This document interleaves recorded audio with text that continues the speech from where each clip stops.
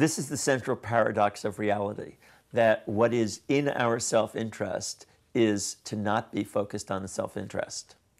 That the best way to achieve safety and security in this world is to not focus on our safety and security, but on the well-being of others.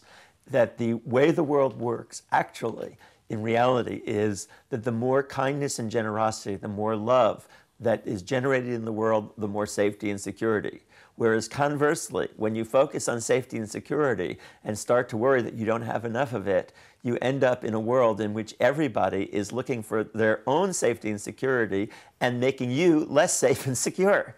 So in other words, the more you focus on how do I protect myself, the more you make other people focus on how do they protect themselves, and the more likely you are to create a world in which there is endless war, endless conflict, and in which you're not safe and secure.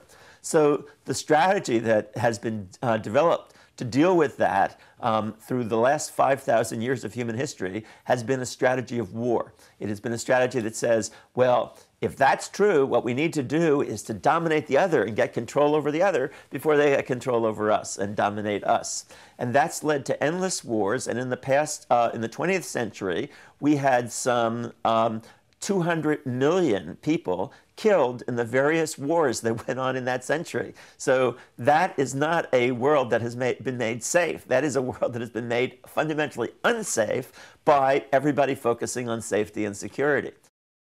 What goes around comes around. Whatever you put out into the world, that will come back to you. So if you put out love and caring and generosity, that will come back to you. If you put out domination and control, militarism and the strongest possible military, that will come back to you in a very negative way. So this is the paradox of reality, that our best interests are served by not worrying about our interests, but instead worrying about the well-being of everyone on the planet. That is the best way. That is the path to homeland security, is a path of generosity and caring for others. So our task is to strengthen the part of each of us that recognizes that what we really want is a world of love and caring, and then to challenge the parts of us that believe that's unrealistic, to stand up against the cynicism in this society, to stand against all the voices in our own heads and in the heads of others who say it's impossible, it's utopian fantasy, it's adolescent, it's completely out of the world of reality, and to challenge realism.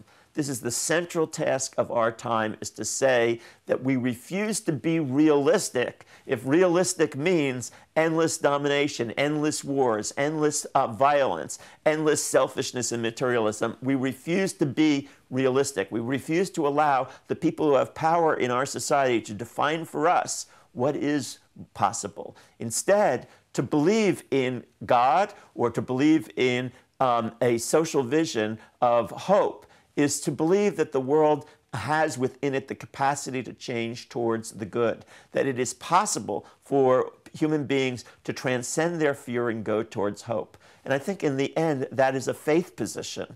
It's not one that can be based solely on the evidence. It's that as we affirm this faith, the evidence changes. We have to act as though it were possible, and that's what makes it possible.